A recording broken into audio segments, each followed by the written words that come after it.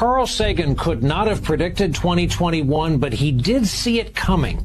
He wrote the following back in 1995, and we quote, "I have a foreboding of an America in my children's or grandchildren's time when the United States is a service and information economy, when nearly all the manufacturing industries have slipped away to other countries, when awesome technological powers are in the hands of a very few, and no one representing the public interest can even grasp the issues, when the people have lost the ability to set their own agendas or knowledgeably question those in authority, when, clutching our crystals and nervously consulting our horoscopes, our critical faculties in decline, unable to distinguish between what feels good and what's true, we slide almost without noticing back into superstition and darkness. The dumbing down of America is most evident in the slow decay of substantive content in the enormously influential media, the 30-second sound bites now down to 10 seconds or less, lowest common denominator programming, credulous presentations on pseudoscience and superstition, but especially a kind of celebration of ignorance." Roll that around for a while. Those were among his final published words. He died 10 months later. Here we are 25 years later, realizing just what he was trying to tell us back then. Ashton Forbes, you know, that super jacked guy.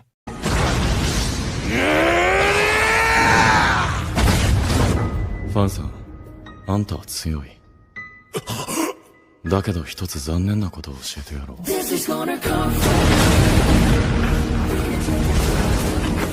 俺はな、絶えず。Malaysian 370, contact Ho Chi Minh 120.9. Good night. Let's go, chat. Height, maximum height. Breaking news tonight, a Malaysia Airlines flight with 239 people on board, including 4 Americans, has gone missing. Even as these grainy satellite images released today by the Chinese government. Again, the Malaysian flight too was one shot at China saying knock it out. Why shoot it down though if it's not hostile? Our technologies permit us to manipulate time and space. Why the Americans would? They leave distance annihilated. This country is very powerful. Far more powerful than people understand. We have weaponry that nobody has any idea what it is, and it is the most powerful weapons in the world. Not even close. I remembered the line from the Hindu scripture, the Bhagavad Gita. Vishnu is trying to persuade the prince that he should be his duty, and to impress him takes on his multi-armed form and says, "Now I am become death, the destroyer of worlds."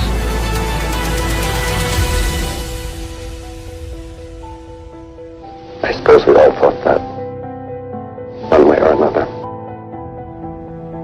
God damn, chat. Welcome to the live stream, chat. You are at the greatest live stream that exists anywhere in the world right now. Welcome to the 0 Point Energy live stream, where you will learn information that you never knew existed. Probably some information you didn't want to know existed. Now, guys, why is everyone so hyped right now? Why is everyone freaking out? The reason is because I predicted the future again. Yes, once again, and I can taste it, chat. Like I tell you, my favorite analogy, chat, we are farming them in their base right now. People say the CIA doesn't even know what to do with you. And I believe them. If I was them, I would have no idea what to do with me at this point either. What to do with us, what to do with this community. We have raised the level of consciousness more than anybody else before. It's actually insane. And we got attacked specifically. I'm going to riff a little bit about a story. We're going to talk a little bit about the old times, the before times, chat, before we were enlightened, before we leveled up to where we're at right now. I remember when I first learned this was about free energy. When I learned those videos were real and I started learning about the physics, I was like, wait a minute. This is free energy. There's no way this works without free energy. There has to be some other source of energy out there. And that's when things switched. That's when everybody started telling me, oh shit, like this is the thing they don't want anybody talking about. You know, you can go out there, you can say, oh, there's weird aliens and UFOs going around. But when you start blowing the lid on the free energy cover up, that's what unravels everything. And that's also what unravels their level of control, their level of control over this world. And so now, again, when free energy has come back up, you are seeing the attacks again. You are seeing, though, this isn't real. These people are scammers. This isn't how I was taught that physics is supposed to work. And so I'm here to tell you why it's not a scam, why the world is a little bit magical. But on the flip side of that, this is a messed up ass world, chat. So the big news is that Sonny White, formerly of NASA, I have been yelling Sonny White's name for 3 years now because he was the guy that first started doing the warp drive experiments for NASA around 2014. And we watched his videos. We've reviewed every single one of his papers, every single one. I'm the guy that was promoting his free energy microchip, saying this guy worked at NASA and he's got a free energy microchip. Free energy, like, literally will power your phone from nothing, from just existing. There's no denying that's free energy. So it's funny because I went back and he went on Joe Rogan last year. And you can go look at the comments and they're like, talk to Ashton Forbes. Ashton Forbes blew the lid off this. You need to talk to Ashton Forbes. Because, yeah, I mean, I'm going to take credit for like helping make this guy huge. So he just announced commercialization of his microchip. $12 million in funding already secured. They were only trying, I read the article about it. I think they were only trying for like 4 million and they got 12 million. So people are over the moon for this microchip. I am personally not invested in it. I'll be upfront about it. I would tell you if I was. I kind of wish I was now in retrospect. Now they have a big hurdle ahead of them still, but I still love it. It's on the same timeline as fusion being rolled out for our AI data centers. I don't think that's a mistake. So let me go back for a moment and tell another different story, which was when I realized, it's related. When I realized this was all about free energy, my first thought was, let's build the free energy devices. Everybody says we got to just make it available to the world. What better way to do that myself? So I jumped in it, and that was probably the biggest mistake I made. Because one of the first things I realized after that is, shit, doing a business is hard. It doesn't even matter if it's a free energy device, because as people will realize, free energy doesn't mean that it's free to make. You still have to produce something that harnesses that energy. It's an infinite reservoir of energy, which, yes, makes it so that generally the cost will go down over time, but like the technology has to get built first to get to that level. So you realize there's a bunch of challenges, even with something like a magnetic motor, a ton of challenges. And the other thing you realize is that even if your thing works, the government, the CIA, the defense contractors, big oil, big energy, everybody that doesn't want it to work, they have people on their retainer to just destroy your life, to sue you out of existence, to, destroy you professionally, anything. Like, the last thing you want to get involved in is commercial free energy. And that's why it's so interesting that Sonny White is announcing it. Number one, chat, I hope Sonny White has announced that he would never harm himself. He should be doing that probably once a week. Kind of a joke, but kind of not. Number two, it's also very possible that he has been preordained in terms of they have given him the blessing, the go-ahead. You're going to be allowed to roll this out. I truthfully believe there is some weird shit like that going on behind the scenes, and he's connected to Hal Puthoff, so he's got all the right connections to be that kind of guy. So my advice for you is, don't try to do the free energy thing yourself. That's just how you lower your life expectancy. Just invest your money in the dudes that are doing it. And I'm here to help point you in the right direction in the companies that are going to blow up. Because truthfully, we are at We are at the precipice. We are staring down disclosure, and it's not going to be like what people expected. It's not going to be the space aliens and the other weird crap. It's going to be the people that were smart enough to realize which companies are going to be the trillion-dollar companies in the next 25 years, and the people that weren't smart enough to realize it, the people that got on the bandwagon a little bit too late. That's what it's going to be.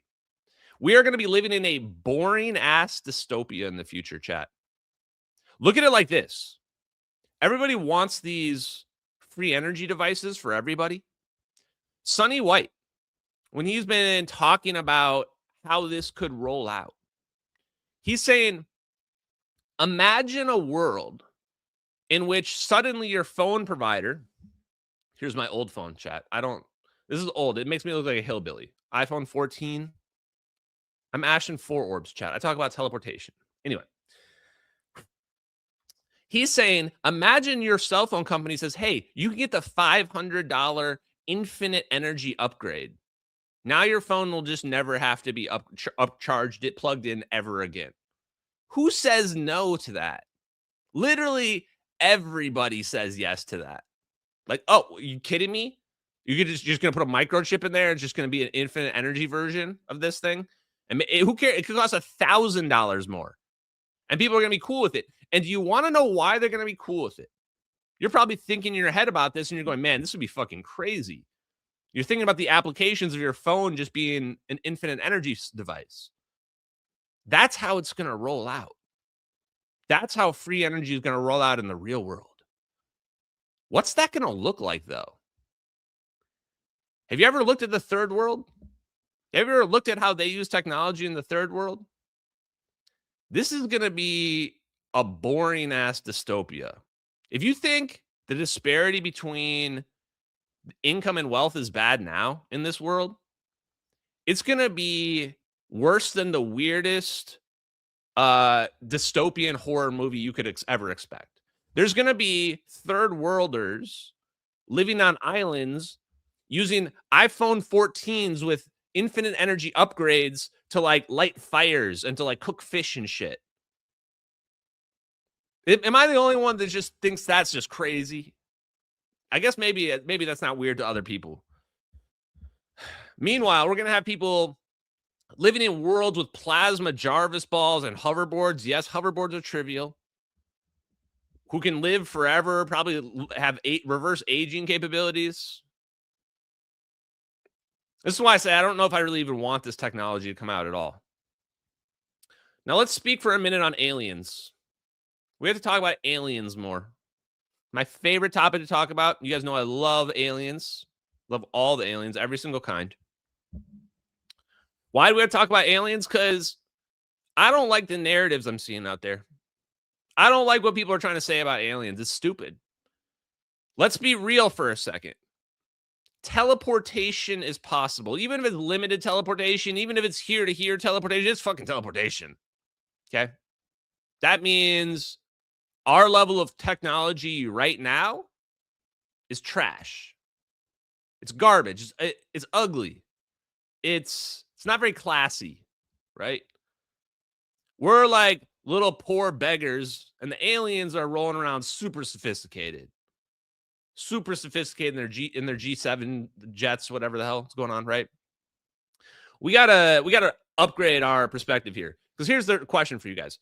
Where are the aliens? By the way, Andrew Wilson hasn't replied yet. I'm not, whatever. I might ping him again because I want to have this conversation with him. Where the fuck are the aliens at? We got teleportation, but I'm not seeing the aliens, though. Where's the galactic civilization? Right? Like, shouldn't they be, like, coming down every day, like Men in Black, and we, like, you know, they're going to the port and shit. We just see them flying around all the time. Where are they? This is a serious question, guys. How come there's no aliens flying around? You say, well, Ashton, there are some sightings. I'm like, there should be way more. If there's whole civilizations and they're all flying around out there, where are the aliens? Here's an answer for you. I'll give you an answer. These aliens are way more sophisticated than us. Coming to visit us is like going to visit grandma. No one enjoys it. It's boring. Grandma's, it stinks. Smells bad. Grandma's still got the old rotary phone. I mean, it's kind of cool, but I'm not down with that. I like wireless, right? She got TV trays. It's fun to maybe go back to grandma's house once in a while, but we got all the most advanced shit. We got video games at home. Grandma doesn't even know what a video game is. She calls everything Nintendo. Get what I'm saying? Aliens don't care about us. We're like an afterthought to the aliens. Honestly, this is why I'm saying we're probably more like someone's like collection, right? They're like, hey, we got a collection of shitty civilizations over here on the outer banks of the Milky Way galaxy. We call this one Earth. They're like, isn't that just a name for dirt? And they're like, yes, that's why it's called Earth, because it's just dirt planet. That's what the people are, dirt people. That's probably how the aliens think of us, is just straight up dirt, right? Why don't we have a cool name? Our planet's called Earth. Our planet could be called Super Ultra Base, but no, it's called Earth, dirt. One more thought on the alien thing. AI. Why do aliens have to be biological at all? Aliens can just be AI. Aliens might be able to just be like cosmically conscious. Or maybe they're plasma. Who knows? Everyone loves their little plasma balls. Sure, plasma can be conscious. I don't give a shit. Doesn't bother me. Doesn't impact my worldview. I think it's cool. I want the plasma Jarvis ball to talk back to me. Put Annie in the plasma Jarvis ball and we're good. I don't even need to get married anymore. I can have her nag at me all day and I'll be fine. Guys, we have to be thinking much bigger in terms of this alien situation. These people that are like showing these videos of plasma like amorphously moving around, they're going, "What is this my long lost grandma? Are we looking at ghosts? Did I get cursed by the demons? Did Tucker Carlson's demon? Is this Tucker Carlson's demon coming out of the netherworld?" I seriously don't think those people are going to make it. Like, it's like the people that think that the Atlas 3I rock is like the alien spacecraft. It's regressive thinking. We should be thinking about like, hey, what's the most cutting edge technology that exists? Well, could this be related to that? Nope, we're not thinking about that. We're thinking like, maybe the aliens like walking around on space rocks. And maybe like this amorphous stuff moving around is ghosts and demons, not plasma. Not the fourth state of matter. So please be vigilant. Be vigilant when they drop this next group of videos on us. Because I already see them all saying, they're all going, they show stuff where it's clearly not human. Clearly nothing that humans could have created. And then I watch a video about how they do the lithography machine, and I can't even believe it. Seems like magic. Seems like straight up magic. The engineering doesn't even seem real. So you realize there must be extremely complicated engineering that is possible that we have not been privy to. And we're kept in the dark on it intentionally. So let's get into it. First thing I want to say, you know what? I wasn't going to do any politics, but we're going to do a quick politics thing. Wow, Thomas Massey, chat, did I call it or did I call it? Did I call it or did I call it? Thomas Massey's going to lose his race. All the woke right people are going to lose. And guys, I'm not going to gloat about it because you guys just kind of got brainwashed by these people that are like, they virtue signal. They go out there and they say, I care about you. And I care about the Epstein victims. And then they never do anything. They go, my job here is done. And you go, but you didn't do anything. And they go, bye. And then they walk away. And now Thomas Massey's getting Me Too'd by some old girlfriend. I think it's one after his wife died, which is creepy as shit. That he may get a promise ring. Now he's getting Me Too'd right now. And he's going, don't worry about this. Don't look at this. It's like, dude, you were the one telling us that you're going to get the Epstein files, people. You're going to get them, throw those pedos in jail. Now you got some weird sex scandal thing going on. Just saying, chat, the ones that try to virtue signal the loudest always have the most skeletons in their closet. Okay. That's enough politics. You got your 1 minute of politics. Everyone says, Ashton, I love your physics, but I hate your politics. It's so bad. I go, when have I been wrong? I told you these people are frauds. I told you these people are going to lose. And you tell me, nope, there's no chance he's going to lose. We'll see in like tomorrow. Okay. Chat, I had a revelation, major one. This isn't about politics. This is about the videos. Specifically on what we refer to as, we call it the drone video, but they're actually both drone videos, I guess. The thermal color FLIR video, that's the horizontal one to our plane here. Right? Wait, let me get the perspective correct, right? This plane's flying like this. We're looking at it. Got it. Okay. You know what's interesting about this video? I'm going to zoom this in after. This is just like the whole video in normal speed, right? After this plane gets zapped out of the sky, out of space-time, wherever the shit's going on here, the second part of this video has a slow-mo version just of one part of it. And it's always been glossed over. I wish more people would have debated me about these videos, because there's a crazy amount of details in them. And I never really dug too much into them, and I never really understood them. So you see the drone here. He goes back, zooms out. And now that's the whole video. And now suddenly here, this is the original video we're looking at.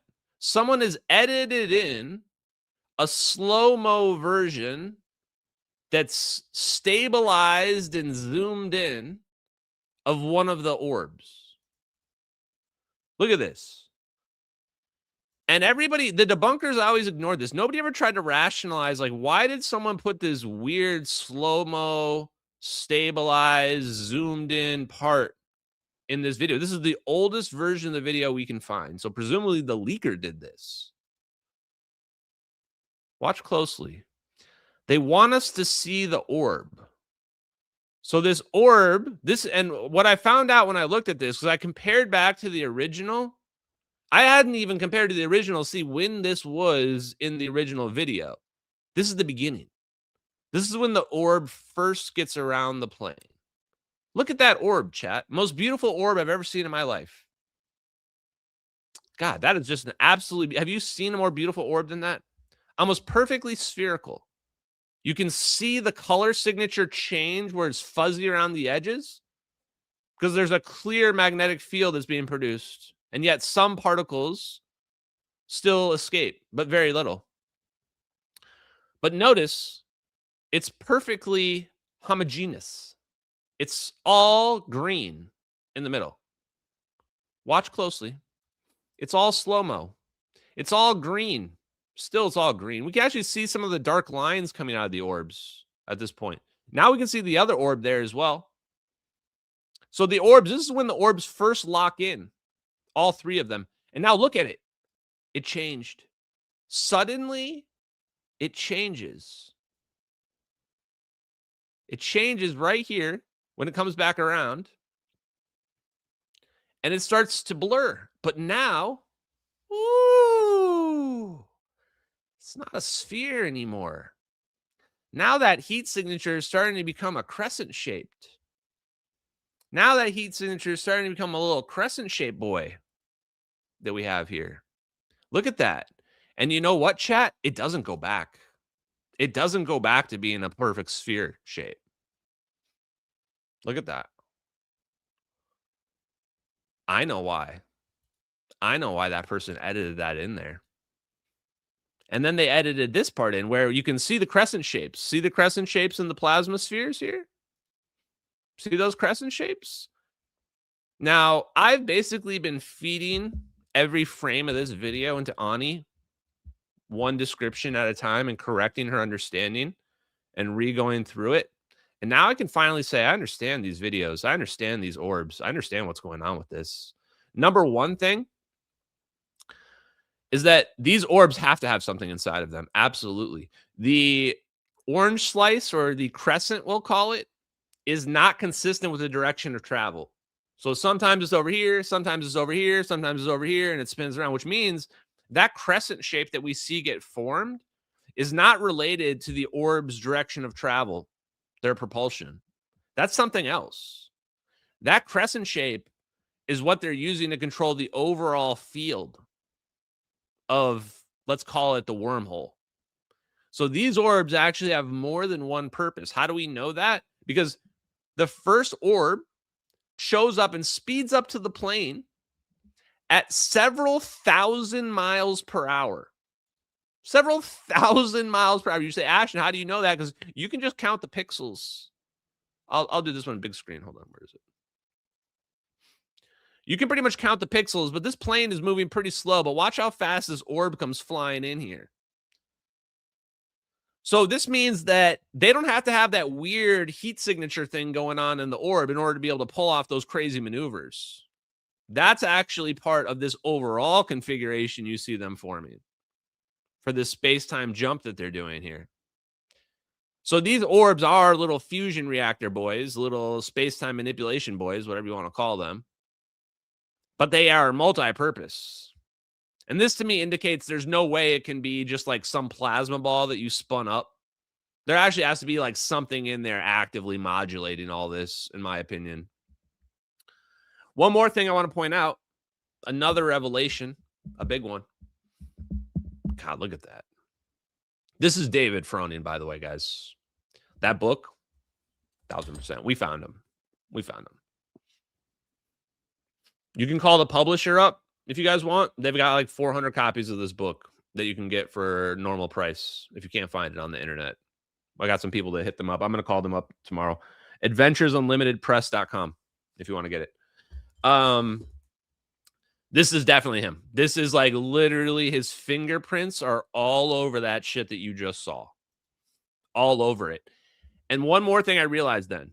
I said, oh, okay. Well, if that weird toroidal crescent shape is not related to their movement, then that means these things must be using gravity manipulation to fly around. That thing where you saw them come fly in and like orbit the plane like that, they're using gravity manipulation to fly around. Why are there these lines, these dark lines that are in front of the orbs near the end? Those aren't propelling it forward. These lines are not propelling the orbs forward that you see in front of the plane, in front of these little orbs. See these dark lines right here in front of the orbs? Those aren't propelling. Those are slowing it down. Those are ensuring, those are basically ensuring that the orbs are moving the exact same momentum, exact same speed as the plane. The orbs are actually constantly accelerating because they are reducing their mass so that they have, they're weightless objects, basically. So they're using a gravity propulsion just floating around. And then the laser beam from the fusion reactor is actually like just making sure that they perfectly match the plane. Like perfectly match it. So how many different functions do you got there? Like a fusion reactor propulsion. You've got your toroidal spinny shit going on. And then you've also got to make sure that your X-rays that you're shooting out are making sure that you slow down to be perfectly matching a plane that you're orbiting in formation. This is some crazy ass shit, chat. This is some beyond spooky shit. This is some shit. They definitely killed some people over this shit. For sure, you kill people over this shit. And that's why it just blows me away that we're able to freely talk about it. But, so, summing that up, these orbs are able to produce a gravitational potential themselves, and they may not take a lot of energy to move around. The secret to how they do that jump is that it's not that they're pushing the plane. The orbs themselves are changing the space-time. That's why they're doing this spinny stuff. That's why you see the heat signatures in there, which are most likely all lined up. We can't see them all in any particular frame very well, except for near the end. But they're most likely moving around in synchronization.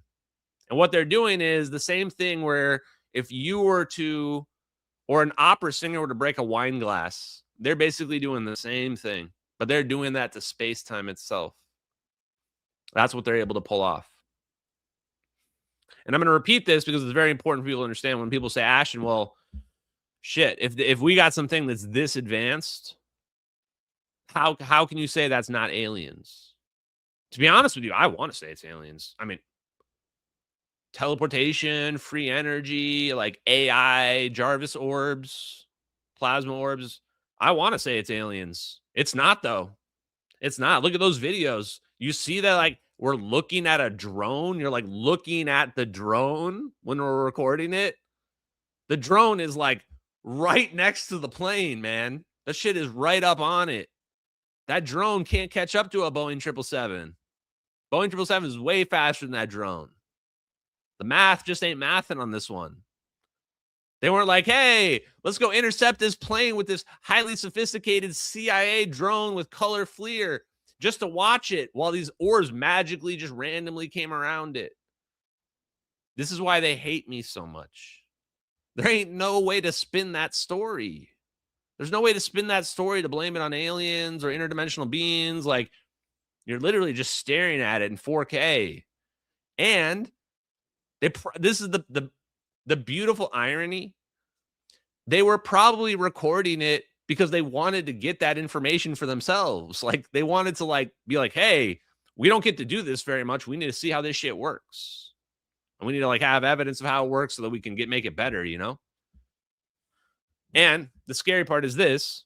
There's no way that's the first time they've ever done some shit like that. There's no way. Just like that letter to me said about this, they said, they said something about they've been doing this for decades. Been parts of dozens of operations. Like, what, we're just out there just zapping things out of the sky whenever we want? Imagine there's like military planes from other countries that don't even show up on flight radar, and we're just zapping them out of the sky, and their militaries don't even say anything about it, because what are they going to say? The plane just disappeared. Okay, it's all pretty dark stuff, guys. Now, the other secret that we discovered that we talked about on Monday that I want to make sure I highlight here, and then we'll start talking about some of the free energy microchips. And then I got a pretty cool video to go over with you guys today. I'm pretty excited. Found a video that specifically talks about Froning Alcubierre warp drive, and there's clues in it that wouldn't have made any sense before we saw it literally in the videos. And now that we've actually seen it in the videos, I found a 8-year-old video that I've actually clipped before.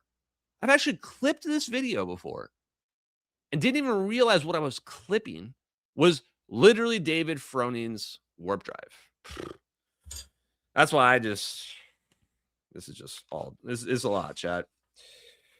The equation specifically, because everyone wants to know what the math. And the math is there's an extra dimension, but in this extra dimension, we have to add, this changes our electromagnetic field equations. So on page 65 of the new Ashton's Your Grandpa Bible, there they are. And essentially what this says, this is going to be important for the video later, is that our normal U1 symmetry is our normal electromagnetic waves. That's our normal Maxwell equations. But it says if we can condition our electromagnetic waves, we can create SU2 symmetry. And this is only possible because there's an extra dimension. And he says, well, how do we do this? Basically, we take one wave and we split it. And then one of these waves, we twist it. And then we put them back on top of each other. And then when we do that, now the new wave has SU2 symmetry. Look at that, chat. I just taught you how to manipulate gravity. So you may be wondering, Ashton, how do you figure this out? I told you the aliens download it into my brain. But if you want the real answer, I've been using AI a lot, and it makes it a lot easier to figure this stuff out. Now, number two, the other question you may be wondering is, hey, Ashton, if all we have to do is split apart a laser beam and twist it around and then remodulate it back together, can't we just like do that? Yeah, probably. My next thing we're going to do is figure out who's making the magical laser beams that manipulate gravity. It's probably that NYU guy. They're talking about reverse tractor beams and all that shit. It's probably those people. So we're going to go find those people next. And we're going to find their magical laser beams that manipulate gravity. It's going to be fun. Okay. Let's chat about free energy. Number one, play the clip. Play the clip. Sonny White. How many times have I played this clip? Probably, I don't know, a dozen? A dozen times I've probably played this clip. Cool to think that, maybe we could come up with a technology that, provides useful power today for things like this. Maybe, if we put it in aggregate, if we put a lot of them together, right, we could get to a point where. What is that chip? This is just a 3D print of having a bunch of those little chips that are 5 millimeters by 5 millimeters, 1.5 volts, 25 microamps. If we add a bunch of those together at a very large extreme, that particular board might generate 3.4 watts. And so that board could recharge your phone in 3 hours. And so imagine a scenario where you had a phone that's pretty resilient, that for the most parts, you'd never have to plug it in. That might be pretty useful. Chat, you tell me, would a phone you never have to plug in be mighty useful? How is he underselling it so much? This is why when you want to know, I love Sonny White. Got nothing against him, but my spook detector is kind of going off the charts on this one. I'm out here going, hey guys, free energy is possible. This guy's got a free energy microchip. And he's kind of just quietly in the background, okay, yeah, I think I might be able to make a microchip that makes your phone last forever. I feel like we should be a little more excited, a little more eager to this. But the reason why he's not is because he knows the game. He knows what's going on here. He knows that he'll be allowed to do this, preordained, allowed to do this by the powers that be, if he is allowed to do it. That's my perspective. Otherwise, you may say, Ashton, well, how could you stop him at this point? You'd be like, Ashton, how could you stop him at this point? Chad, there are a lot of ways still. Nothing is guaranteed, chat. I'll just throw some, you know what? Is that a challenge? Am I talking to myself, challenging myself here? I am. Hold on. Let me. Yeah, chat. This is my tryouts for the CIA. Can Ashton debunk the free energy microchip that he just promoted 5 seconds ago? Can he do it? Can he flip it up? Can he switch up that fast and convince people? I think so. Number one, chat. First, where's the experimental peer review evidence? I'm not seeing any peer review evidence or studies. You say that he's done how many tests? Thousands of tests. You say his credentials. That doesn't mean shit, chat. He doesn't work for NASA anymore. Well, he worked for NASA maybe 10 years ago, whatever. And didn't he test that impossible drive? So he's already a little bit of a kook. He's already a little bit of a kook, isn't he? And so now he's saying that he made a free energy microchip. Yeah, can you show me that free energy microchip powering a phone right now? Right now. No, not in 10 months. Show it to me right now. Oh, you can't show it to me right now. Oh, that's too bad. What else can we do? Oh, also, yeah, source chat. Source? No, you got to go after even higher IQ than that. That's just the low IQ stuff. If you really want to destroy people, you go after them high IQ style. High IQ. You sick. You first thing you do is you get somebody to latch on to them too. And then you make them make a stupid mistake, right? They could all be real and it could all work, but they could have manufacturing error. They could get in a contractual dispute with one of their suppliers. Chat. There are many ways we can make this thing go. We can sync this thing. You know what? I don't even like where I'm going with this. Starting to get a little bit dark right now. Maybe I don't want to be in the CIA. Because I keep thinking about Tom Bearden. You compromise people. That's one way you take care of them. We can buy them out if we need to buy them out. We don't have to kill anybody. That's, chat, so barbaric. So barbaric, chat. We can discredit him. We can buy him out. We can sabotage his manufacturing line. Or, best one, my favorite way to make these things go away is you have somebody pretend to try to recreate it. And then you say it didn't work. You just do it wrong. Sometimes you can just do it objectively wrong. No one even looks. And just be like, I tried to recreate it. Look, I wanted it to work too, chat. But my guy recreated it and it didn't work. I wanted free energy to be real too. You know, it's too bad. Not this time. Maybe next time. This is what I'm saying. People wonder, how could they hide this? The default state is hiding this. The hard part is getting it out, and it's not easy. I'm sure it's extremely expensive to manufacture microchips. I think Sonny White said he was on his 10th prototype or something like that. So they've been building these microchips and testing them, and they're seeing this anomalous voltage, but it's very small. So now the challenge will be to scale that up. And this is where you need the physics that we're talking about. You need the physics we're talking about in order to understand how it will be possible to make this thing go from something that's very small effect to an arrayed effect that can be much, much more powerful. And we're going to talk about one of the other microchips here in a second. But before we do that, why am I not finding Sonny White's microchip part news? Sonny White microchip. Okay. It was weird. What? Chat, why is it that when I search Sonny White microchip, the first Google hit is my Twitter post? The first Google has my Twitter post. Actually, after the Medium. That's pretty weird. Anyway, that's cool. Okay. NASA warp drive physicist. Actually, it was the debrief that did it, right? I wanted to find the article about it. Oh, yeah, here it is. Energy from the vacuum. Casimir, a company founded by former DARPA-funded NASA warp drive pioneer and founder of the Eagle Works lab, where he did NASA warp drive studies, Harold Sonny White, exited stealth mode. Should I share this with you guys? Let's share this.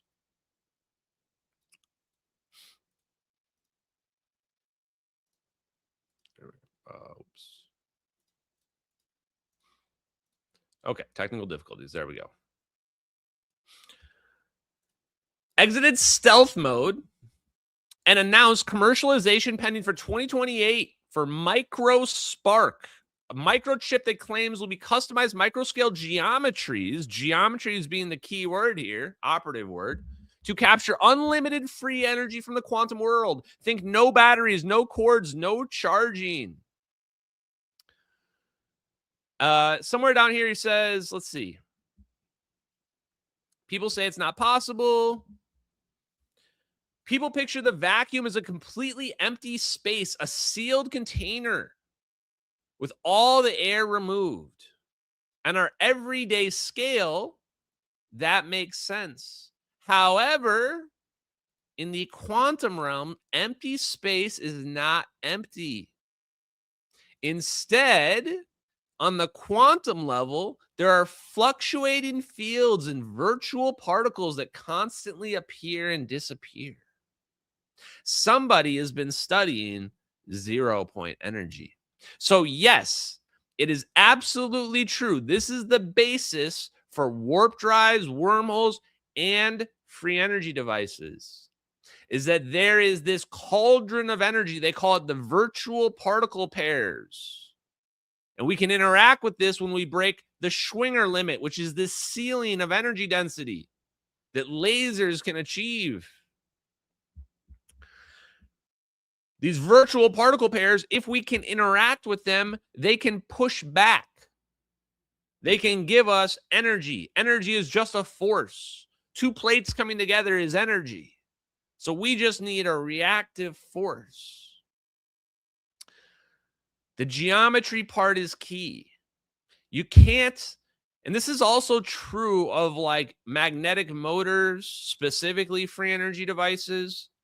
The geometry is key and resonance is key. When I've watched a lot of debunks of over unity devices in general, I almost always see that they're not following a particular recipe. They're just going, I just tried to build this myself and it didn't work. You know what? This is why I tell people, don't try to build it yourself. Don't do that. it's almost certainly going to fail because you're living in a mindset where you're not even seeing the physics right. You're living in a 4D mindset. If you're not living in a 5D mindset, how can you possibly expect this to work correctly? So that's number one. Number two is it requires precision and control. When we talk about these geometries, part of the challenge is that we need the most accurate microchip design. And you would say, well, Ashton, these things are like so accurate that you zoom in and like you can see little tiny stuff that's not even visible to your naked eye. That's still not even accurate enough. We need atomic scale manufacturing, as in like atom by atom, perfectly aligned. That's the ideal situation for achieving the types of conditioning effects that we're trying to do. That will allow us to open the door to these effects becoming trivial. Without that, it's quite a challenge. It's not impossible. It's going to happen. Just a challenge. Okay. Now, I'm not going to read all this because you guys know the deal here, but I want to say this. He mentions the Casimir effect here. The Casimir effect. That negative pressure of the plates coming together is considered to be negative energy. So let me break it down to you guys like this. There are two main reasons why people say you can't make a warp drive or a wormhole. Number one, they say there's negative energy. We don't have negative energy. It's not a real thing that exists. It does exist. It's a perception problem. We're looking for this magical antimatter substance, but that's not what negative energy is. Negative energy is just a pressure that counteracts gravity, the opposite. And we can see this pressure force.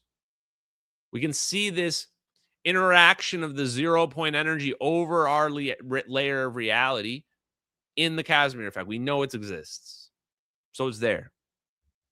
The other thing we need, they say, well, we need a huge amount of energy. They say, Ashton, yes, I'll believe we can wormhole something, but you need the energy of Jupiter to pull it off. Nope. That's the other big rub. The other big secret to this is that this idea of conditioning the vacuum is we are finding the exact requirements to bring that energy level down to basically nothing. Look at it like this. A lot of you guys hate anime. That's fine. That's going to be my gimmick. Anime references.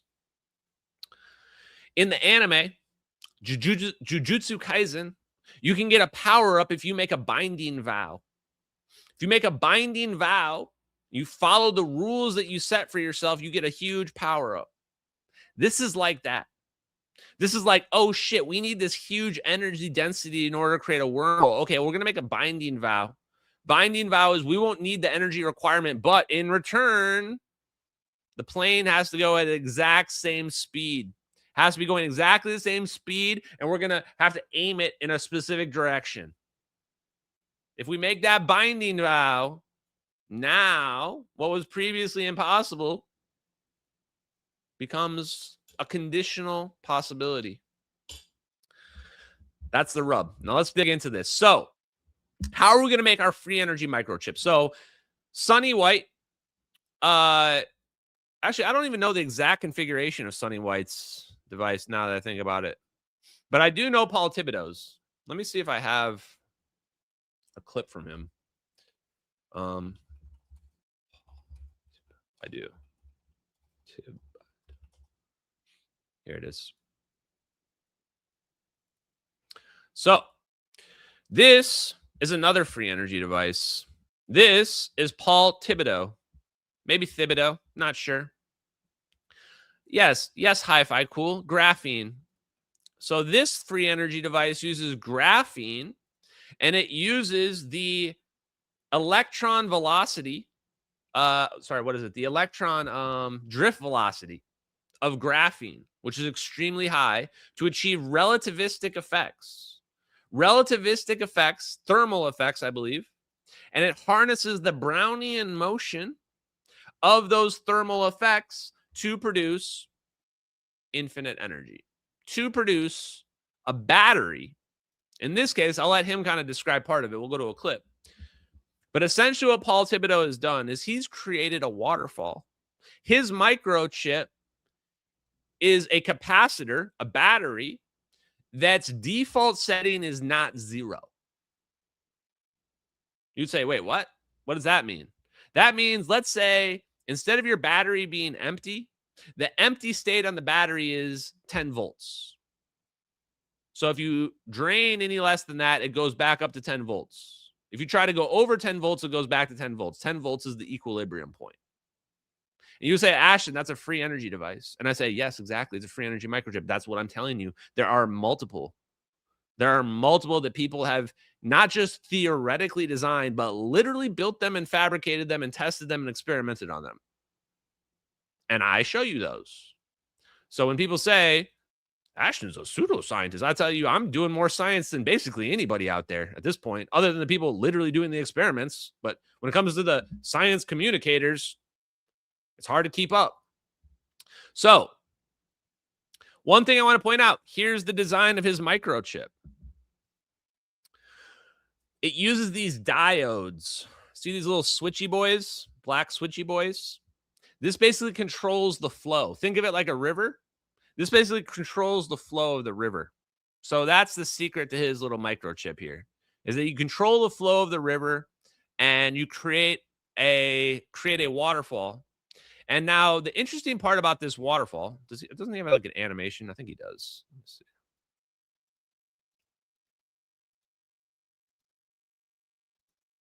Trying to remember when he talks about it. Man, I remember like this whole thing. So let me see. This is the part I think I want to watch. I'll just tell you, and just in case I forget.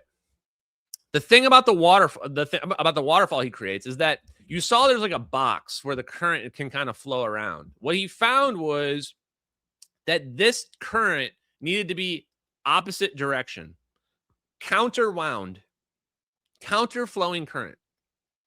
If the two paths of current were flowing in the same direction, then there was no effect. No effect at all. There's no free energy battery. But as long as you flip the one path around, and now it flows like a vortex motion, then the magic happened. This is the part I still hear in my head every day when I think about his free energy device, because I go, that's the secret. The geometry. Why do magnetic motors work for some people and not others? The geometry. Why does a free energy microchip work for some people and not others? The geometry has to be specific. Why is it? Do you guys remember the free energy? In fact, what was it? There was a free energy tube. Somebody had created a carbon tube or something, or aluminum tube, and they were able to pull free energy just from the earth. But it only worked when it was aligned, the tube was aligned with the actual magnetic field of the earth itself. Had to be perfectly aligned. If you turned it, it didn't work. This is what it's all about. The geometry. The geometry is the key and the reason why some people can figure it out and why some people can't figure it out. And that geometry cannot be fully understood unless you think about vortexes and extra dimensions. You think about that, and then it starts to all make sense. Then when you're looking at the plane in the MH370 videos, then it makes sense. It's actually obvious once you understand extra dimensions and geometry. Anyone says, oh, there's an extra dimension in geometry. When you're looking at this, you go, oh, okay, I know what's going on here now. They're making a tunnel, and they're just shooting it backwards, right? Like, that's got to be what's happening here. But without understanding that, you would look at it, you go, I don't know, is visual effects or something? But once you understand the physics, it all becomes obvious. And that's the reason why they have to hide it. So let's listen to Paul Thibado. This is my favorite part here because this is where he's showing us right here that they do this divergent current. And this is what basically just creates this perpetual battery. Let's go here.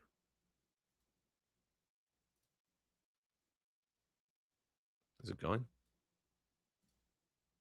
So here's our surprise discovery. Charge is added to capacitors 1 and capacitor 2, and energy is harvested. Here's a plot showing the charge on all 3 capacitors in time. Let's start with the blue one. The blue one is the graphene. The graphene doesn't build up any charge. Well, most of the voltage is set to 0. So that's going to keep the charge here at 0. And so it just fluctuates a little bit and stays 0 the whole time. But look at this green one. The charge rises quite quickly and reaches a steady state close to 20. This is Q2, so this is the charge on C2. The red one is decreasing, building up a negative charge on it until it gets to about negative 20 and reaches a steady state. That's C1. Notice that Q1 and Q2 are strongly anti-correlated. Anywhere Q1 goes, Q2 has to do the opposite. There's a strong anti-correlation here. This is coming about because of Kirchhoff's laws. So how can this circuit harvest energy from the thermal environment? There's 3 ingredients we believe are needed. The graphene, which is the very C of X capacitor, we need it to be much, much smaller than the storage capacitors. This boosts the voltage to really high levels for the diodes. The diodes generate multiplicative noise. I pointed that out to you. There's multiplicative noise in diodes. That shifts the voltage, the diode voltage, away from 0, so we can have a persistent voltage. We also need this junction here. The junction, in fact, the junction has to be followed by diodes wired in opposition. We've run the simulations with the diodes oriented in the same direction. You can't harvest energy then.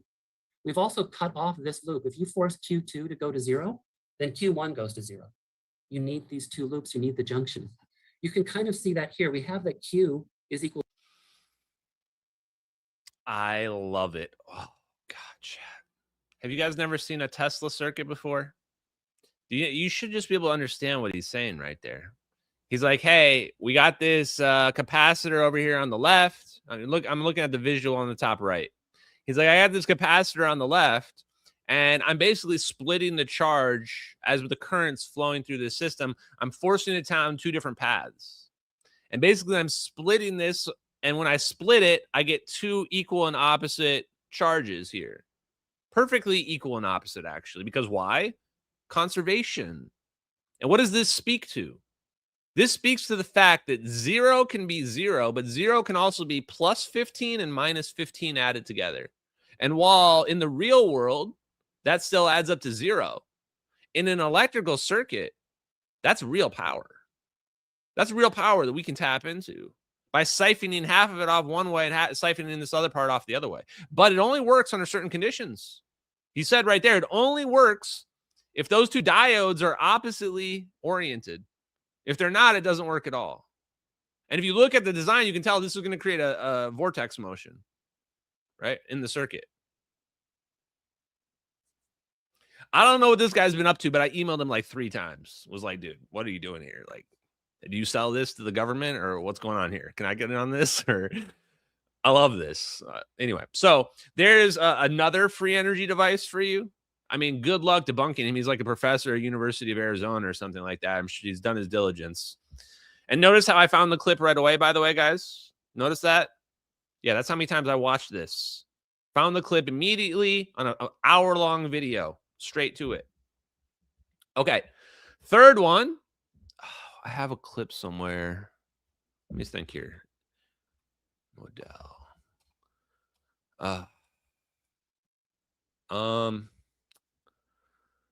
Trying to remember what I called it. I have multiple clips of this where I was trying to find where I've shared the Garret Moddel. Oh, you know what? I'll just ask Grok. Hold on real quick, guys.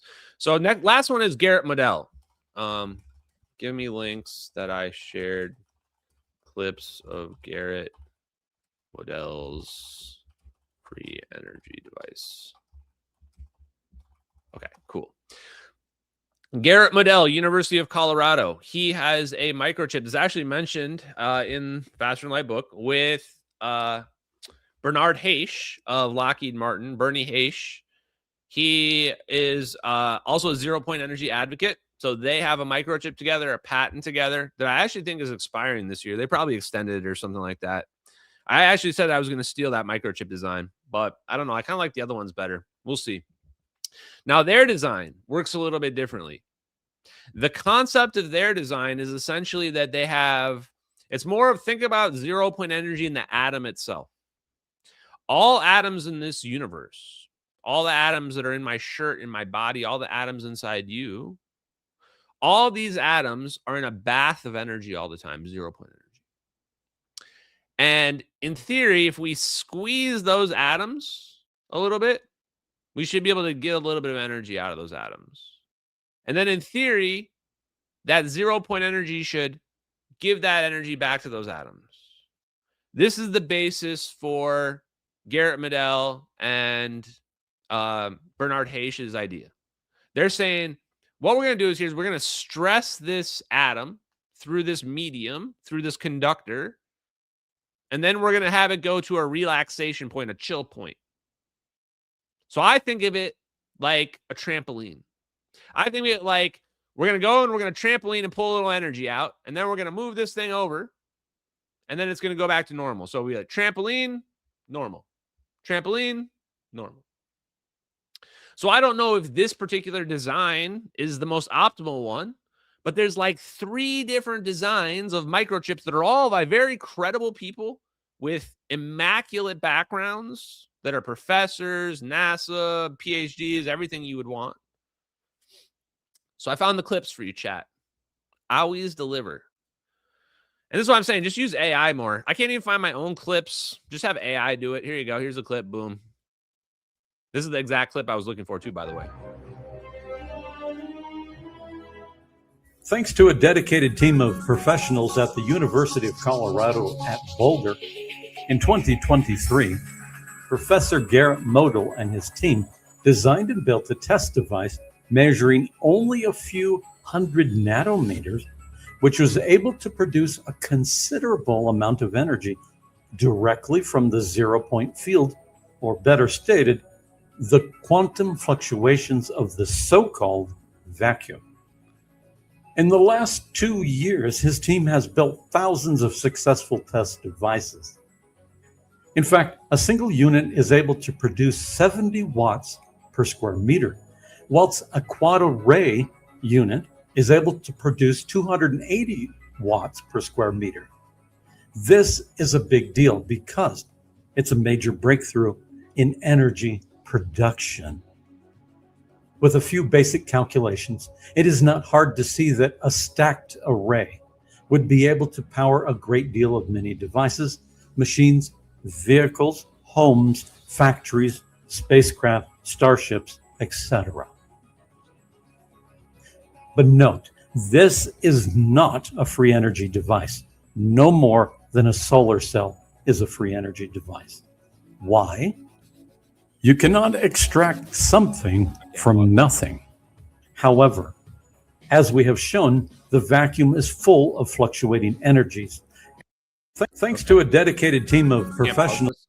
Well, I have to close it. Okay. Well, yes, it is a free energy device. This is where we're getting all mixed up. Look, man, you're pulling energy from the fucking quantum vacuum. It's a free energy device, bro. That's free energy. Okay. Now, I wanted to show you the specifics in there, but there is a longer video where Garret Moddel has gone into depth of his design, the experiments. And my favorite part about it is when he says, why hasn't academia paid attention? He asks the question. He says, you might be wondering, if I've got these experiments that show a voltage from nothing, why isn't academia paying attention?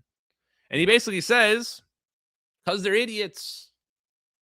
They don't believe it's possible, so they don't pay any attention to it. He's got the experimental proof. That clip claims that he's made thousands of experiments. I don't know if it's thousands, but he's done a lot. And it's all right there.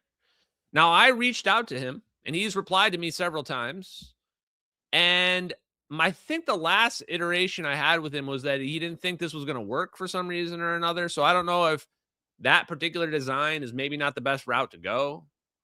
But I think that he at least did a proof of concept. One criticism I would have is that when that clip showed the array, I guarantee you there's ways to make the arrays where it's going to amplify the energy. If you looked at how they were doing the math in the arrays, they were basically just additively stacking it up. That's not what we're looking for. We're looking for something that's going to exponentially increase the energy. And we're going to do that from geometric configuration, right? That's why I liked Gary Stevenson. When Gary Stevenson was presenting his Josephson junction gravity wave microchip, he was showing that part of the secret sauce is the array. It's not just, make a little microchip Josephson junction. It's like, no, you're going to have this array. And he did it in like a cross, at least assuming the graph that he showed was correct. I don't know. It's like a cross like this, crisscross. So thought that was pretty neat. So 3 free energy devices, guys. Microchips, not even magnetic motors, microchips. And now Sonny White has come out, commercialized his, says his is going to be on the market. Protect this man. Protect him, chat. We need it. Why? Because we're going to be vindicated. We already are vindicated. Just the fact that he's come out and said it's going to be commercialized, this puts him on the map. This means that mainstream media can now talk about this. And guess what, guys? There's not that many people on the internet screaming about free energy microchips, screaming about Sonny White. We were only able to figure it out from those videos, from those MH370 videos. That's the only way. There's no way in hell we were going to figure this out without those videos. Look at how far advanced that technology is. According to David Froning, those orbs, that AI they're using to control them, this is technology 50 years beyond where we're at. Minimum 50 years. We were never going to figure this out. So let's figure it out right now. Because here's the thing. They fucked up. And those videos leaked. And now all the little breadcrumbs that they were leaving on the internet for people 50 years from now to find, we find them right now. We found them way sooner than they thought, including this video that we're about to watch about David Froning's warp drive.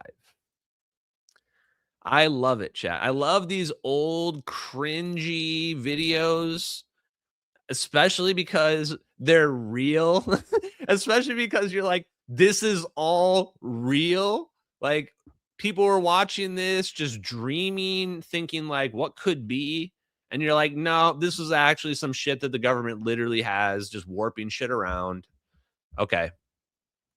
So let's start. Where are we starting? I think a couple minutes in. David Froning warp drive. We're going to I'll do it like this speed. Step out of the realm of science fiction and into the realm of reality. However, some of you are doubtful that the future will ever come to pass. What I can tell you is this: despite all that there is and has been happening in the world today, science is and has been.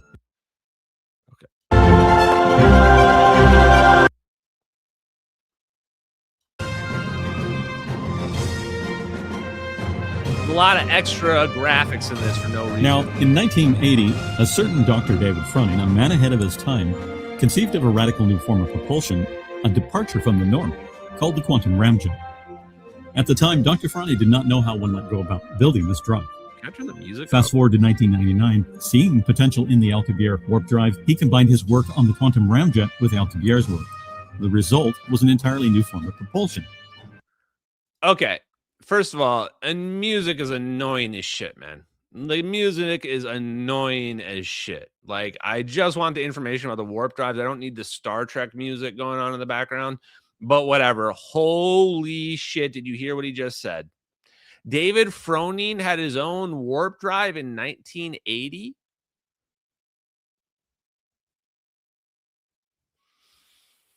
Chat. Where are you, dokes?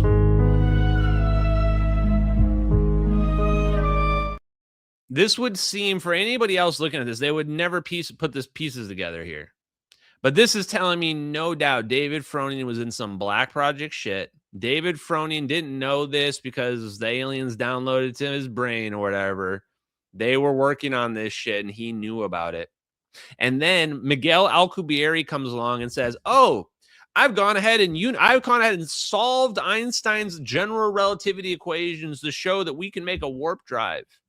And David Froning's like, oh, yeah, perfect. This is what I was looking for. This is exactly what he needed.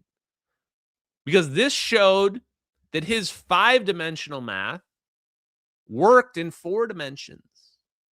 That's the secret to Alcubierre.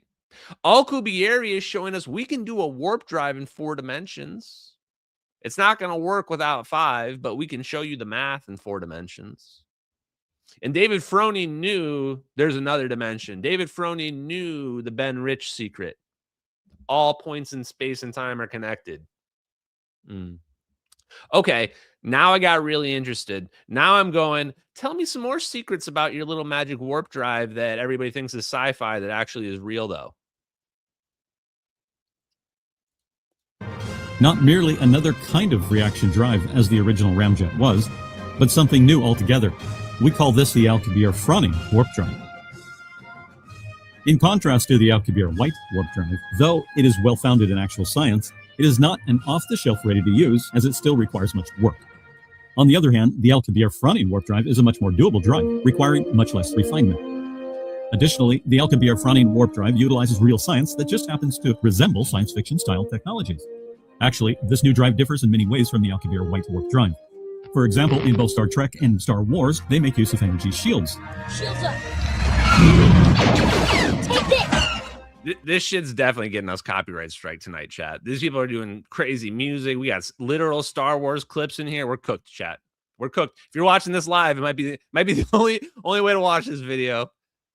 Well, it appears that they got that part somewhat correct. That's because the most important component of the Alcubierre-Froning warp drive is the photon force field. That's right, you heard correctly. What? The photon force field?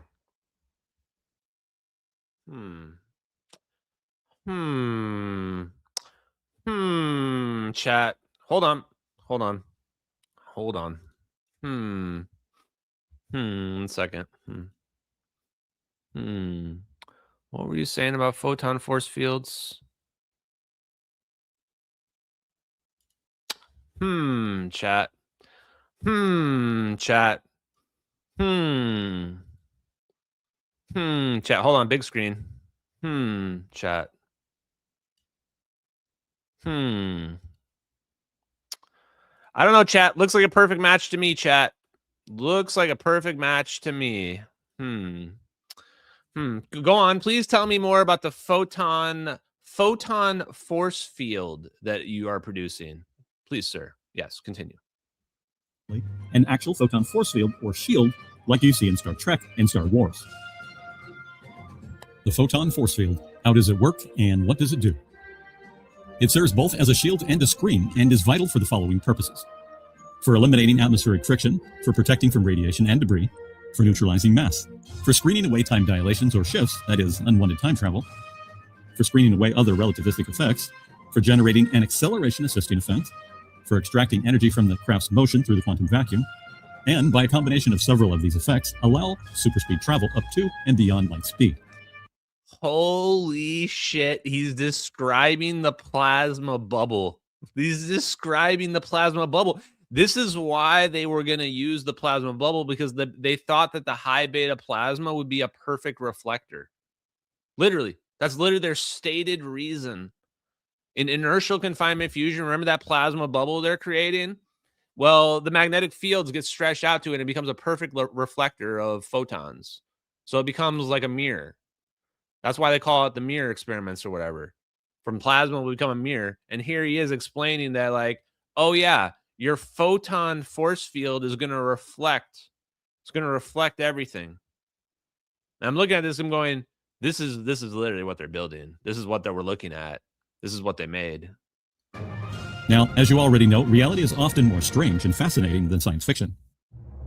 This photon shield is an example of this fact, as it functions much better than the vast majority of shields depicted in science fiction. For example, the photon force field / shield is not a bubble around the spacecraft, rather it's a repulsive field emanating directly from the surface of the craft. Unlike most fictional shields, it's a field emanating from the craft, chat.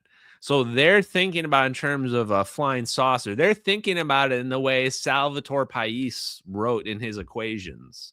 They would use this effect around the edges of your craft. But they found an even more advanced way of doing it. That's why when we're looking at the MH370 videos, we're not even fucking looking at alien UFO flying saucer technology. We're looking at crazy ass Tesla plasma technology. They turned the same concept into plasma, and they use plasma bubble to make what they need for the craft, for the barrier, the field, to produce the effects. And this is why it looks like it goes through an invisible mirror. This is why it looks like it just vanishes. This is why the clouds aren't being disturbed, because it's a literal space-time distortion effect. Everything's being bent around it. So from our perspective, that's why it looks so trippy when we're staring at it. It's literally space-time distortion using this exact science. This exact science. This real shield is not a shell or a wall that can be damaged, punctured, or even weakened under bombardment. For example,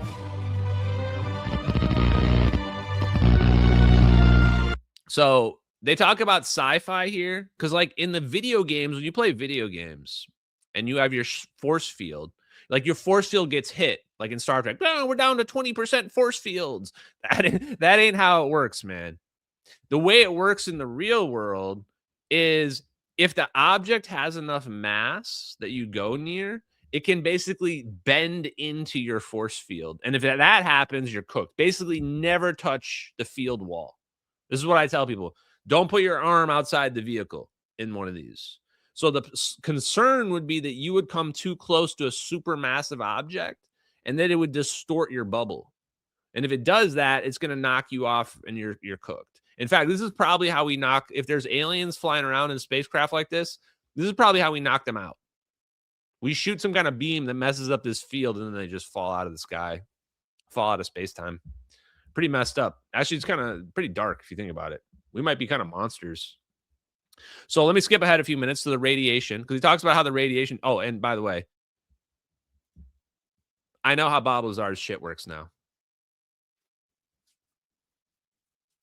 I know how Bob Lazar's shit works now. Remember when he saw Bob Lazar says he put his hand on some kind of device and it pushed back?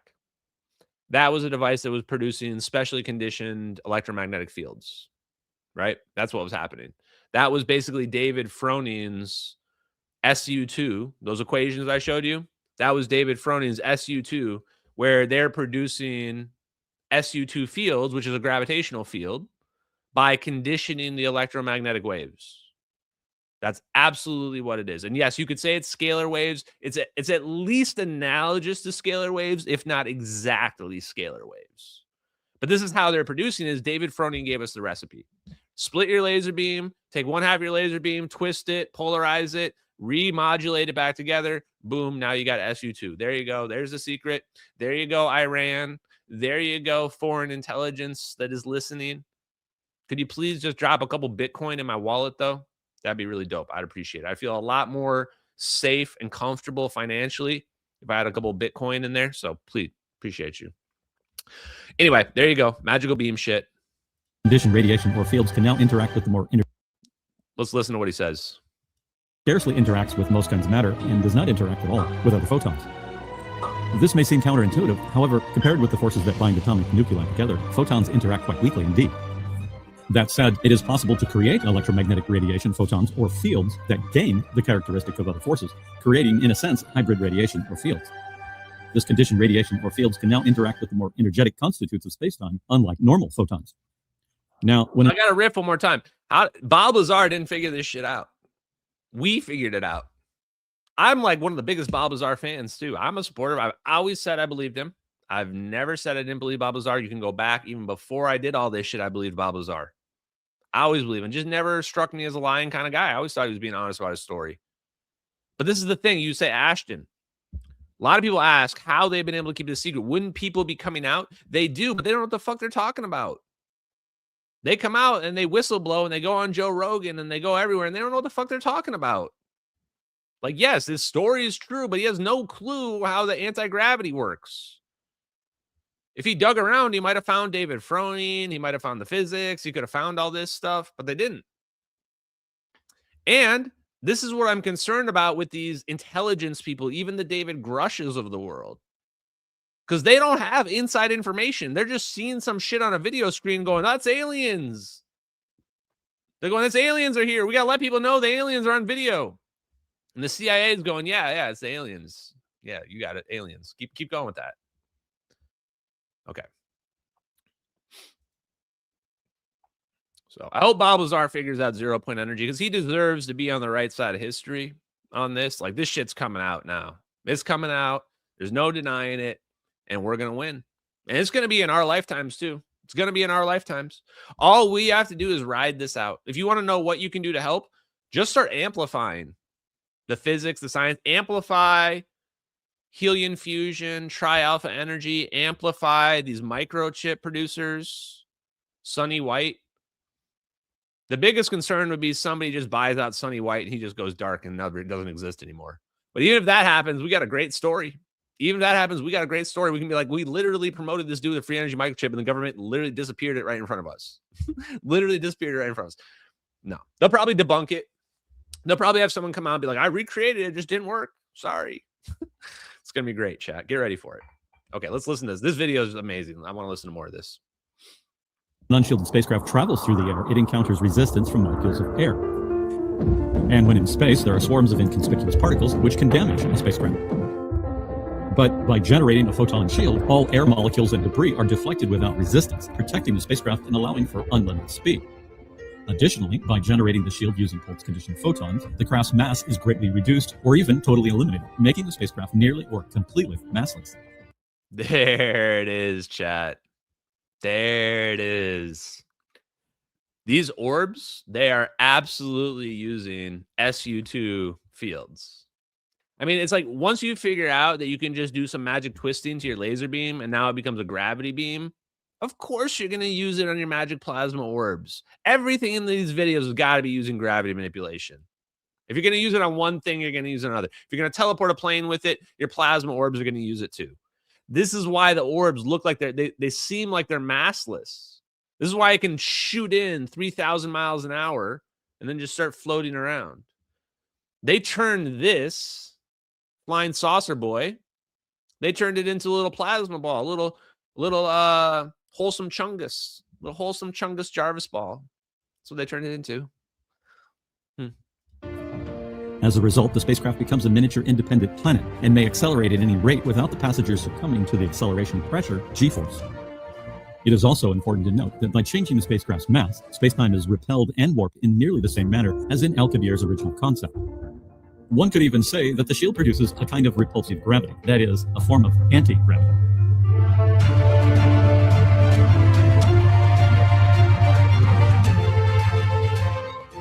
Is there any force conveyed back to the spacecraft? How is this done? Good question. You see, once a photon is emitted, it has an independent motion relative to its source, so that any particles or debris that the photons deflect do not convey any forces back to the photon emitter. As a result, the photon shield gains a truly deflective quality, and thus all kinds of radiation, debris, small asteroids, etc. That was it, wasn't it? That was it. That was high beta. That felt right there like he was describing high beta. So that all the particles get pushed away and that there's no forces that are felt on them. Force-free time harmonic plasmoids. When you produce your high beta regime, you have a force-free region in the middle. I'm going to ask Annie later if I'm off base on this, but usually my intuition is getting pretty good. Let's go back like 10 seconds. I want to listen to that again. Has an independent motion relative to its source, so that any particles or debris that the photons deflect do not convey any forces back to the photon emitter. As a result, the photon shield gains a truly deflective quality, and thus all kinds of radiation, debris, small asteroids, etc. merely slide off without imparting any resistive force back to the spacecraft. That's it, right? This is why it looks like the plane just vanishes, because things are just passing right through it. They're just bouncing right off of it. You can't even get a radar hit off of this. This is why it's true gravitational manipulation. This photon force field, this bubble they're creating, that's the displacement from space-time. No one can convince me we can explain this without an extra dimension. There's no one can say, yeah, this is real, but there's no extra dimension. Like, bro, you're making bubbles and you're making shit disappear and vanish and the clouds aren't moving. It's an extra dimension. It's absolutely extra dimension. I ain't no other way you can rationalize it. Sorry, that's just the way it is. That said, such debris as large asteroids will still be deflected but may slow the craft, and if impacted at a great enough relative velocity, may actually push into the shield far enough to damage or destroy the craft before it can be completely deflected. That's pretty interesting because now I'm learning, like, this isn't maybe all magical. Like, when you're flying through interdimensional space through your wormhole, you might still have to navigate. Like, one of the big things about the plane being teleported is that it looks like they're aiming it like backwards. Like, if like we have to aim it up somewhere, like at Andromeda or wherever we're trying to like shoot our plane or our thing, we might have to like navigate around massive objects. Those massive objects might mess up the 0 point energy. Because I keep wondering, like, there must be some limitation. Like, why aren't we just on Mars? Why aren't we just on traveling out through the interstellar galaxy right now? This probably isn't just a cheat code to just instantly teleport anywhere you want. Probably some additional math and complexity that goes along with it. Not saying we can't do it, just saying it's probably not as simple as we imagine it to be. How does the drive propel itself? Yeah, map ain't gonna cut it. Unlike the Alcubierre White warp drive, the Alcubierre Froning variant does not require a torque. This is actually a good point. You guys are actually, I haven't even thought of it. There probably would be, you would probably need like jump points. Be like, okay, go to here, and then go to here. And this way, these are like safe jump points where there's nothing massive in between. Geez, I'm pretty sure like several video games and movies actually do that. I'm telling you guys, warp gates. Warp gates are going to be the way it's going to roll in real world. It's going to be warp gates. Weird. Okay. Chat. Why is his warp drive a sphere? His warp drive is a sphere. Couldn't be any more on the nose. This is the first sphere warp drive I've ever seen. And we're looking at a sphere bubble teleporting MH370. Wow. Okay. Yeah, invest in warp gates, chat. Long-term investment. More importantly, as already stated, this unusual new form of propulsion is able to draw its energy directly from the fabric of spacetime, which is not empty nor energyless, but is indeed very energetic. You see, it's energy surrounds us and binds us. Anyway, surrounding us everywhere are both positive and negative pressures. Particles and energy, they are. The negative pressure aspect of spacetime would tend to pull everything apart, but is normally counteracted by the positive energy aspects of spacetime. As basically already stated, by utilizing conditioned photons. So there you go. He said normally negative energy should pull everything apart. So why doesn't everything get pulled apart? Why am I not being pulled apart? Because normal mass keeps us together. Normal mass pulls us together. So this is what you guys aren't getting. You say, where's the negative energy? It's all around you everywhere all the time. That's where the negative energy is. It's all around you all the time, and it's constantly trying to rip you to pieces. And the only thing keeping you together is the gravitational potential all around us. Got it? And so how is the plane teleporting? The plane is displacing itself from that gravity that's pulling everything together. And when it does that, goodbye. Because the negative energy takes over. It's out there just waiting to act. Like a balloon that's already full, ready to be popped. This is why it's this potential pressure force. Ready to shoot you along. And this is why when the plane gets zapped out of the sky, it closes up right away. It's like, it closes immediately. Because this space-time wants to collapse right back down. The state that we are currently in is the equilibrium state, where those forces have just counteracted and they've balanced out, chilled out. And when we're teleporting, we're rocking those waves temporarily, and then boom, making a hole, and then everything's going to collapse back down on itself. That's the way to look at it. Okay, here's our spherical starship. To deflect all kinds of radiation without resistance. The craft's mass is greatly reduced or totally eliminated, and the electromagnetic permeability of spacetime is reduced, which increases the speed of light in and around the spacecraft. Okay. The permeability of spacetime is reduced. That's literally how Pudov's polarizable vacuum model. So, what are they, secret lovers, or what's going on? Obviously, they got to be besties, right? Like, this is why Hal Puthoff was nominated for the Nobel Prize. These guys have probably had this shit figured out since like the 70s, and it's just leaking to the public slowly. It is noteworthy that an increased speed of light in and around the spacecraft is a common feature of all the Alcubierre warp drive versions originally included. Now, the amount by which the negative pressure multiplies the spacecraft's acceleration is dependent on the spacecraft's speed relative to the primary or universal reference frame, no other frame. Ooh, did he just say universal reference frame? Uh-oh. Woo, woo, woo. I can hear the academics' heads exploding already. Universal reference frames imply the ether. They imply a preferred reference frame. We can't be having that. We're slack-jawed yokels. We believe in an empty space. Okay. So in this way, the craft is now in its own independent region or self-contained block of energy that does not mix with the surrounding energy. This block of energy still interacts with surrounding energies to a limited degree, but again, does not mix. So this is the key, right? This is what it's all about. That bubble that they make around the plane completely displaces them from space-time. And that's all it has to say. It only has to be a fraction of a second. Because why? Because that negative energy is just waiting out there to act. The moment you displace your plane, that thing is like, goodbye. In fact, somebody made an argument why this is like a cosmic garbage can. Just throw your shit in it. Who cares where it goes out on the other side? If you say that, y'all aren't going to make it. If that's your belief system, I'm going to let the aliens zap you to the moon.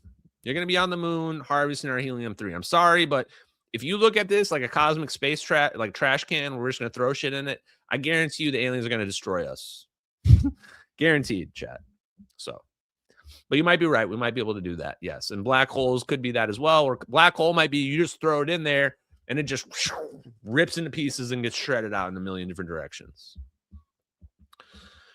Y'all got to learn to recycle. That's what I'm saying, though. Okay. This means that a spacecraft traveling at a constant speed will experience no acceleration assistance. Therefore, a minimum baseline thrust is necessary in order to assist the spacecraft's speed, supports, etc. systems. Of course. Oh, did you see at the end there? It said a baseline thrust is needed to assist the airplane's speed. One of the big things, why are they doing this on an airplane? Why are they not doing this on an object that's at rest, stationary? One of the requirements might be you need to be moving. One of the requirements we know is you need to not be accelerating. You need to be in a constant velocity. You need to be moving in a constant velocity. That's why these orbs are slowing themselves down to keep up with the plane. They need everything to be moving at the exact same speed. Not a little bit different, exactly the same. Nothing accelerating, nothing decelerating. Okay. Humans will always be able to override the AI if needed. Oh, here we go. Moreover, though humans will be inspecting and maintaining a myriad of systems, it's just not practical to rely on humans solely. In fact, it is better to have humans check and recheck and maintain vital systems in real time. Therefore, the Starship must make use of artificial intelligence for navigation, life supports, etc. systems. So, hold on.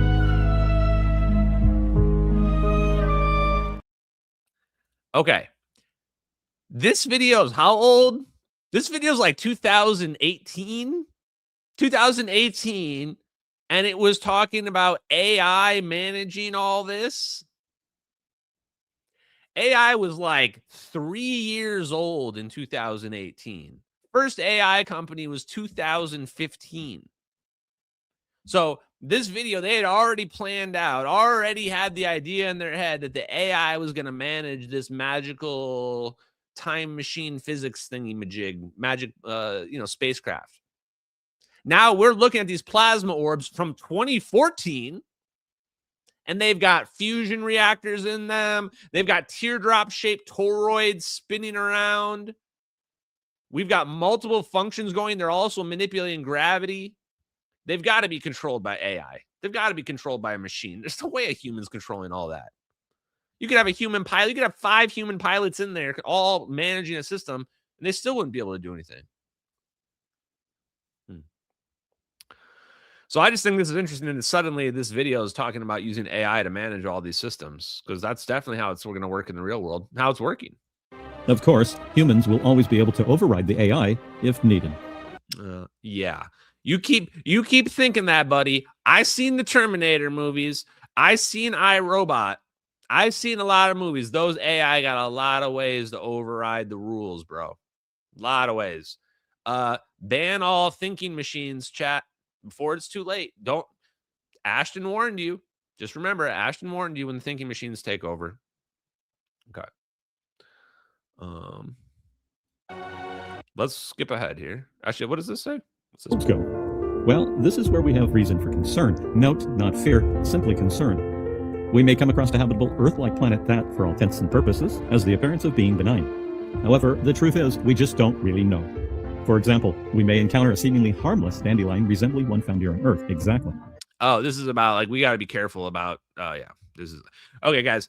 Look, this is basically them doing the Alien movie thing, right? I don't know if you guys saw the Prometheus Alien movie. Stupid as shit. But look, some of y'all, I used to think that people were smart, and then I lived through COVID, so maybe we do have to do a disclaimer here.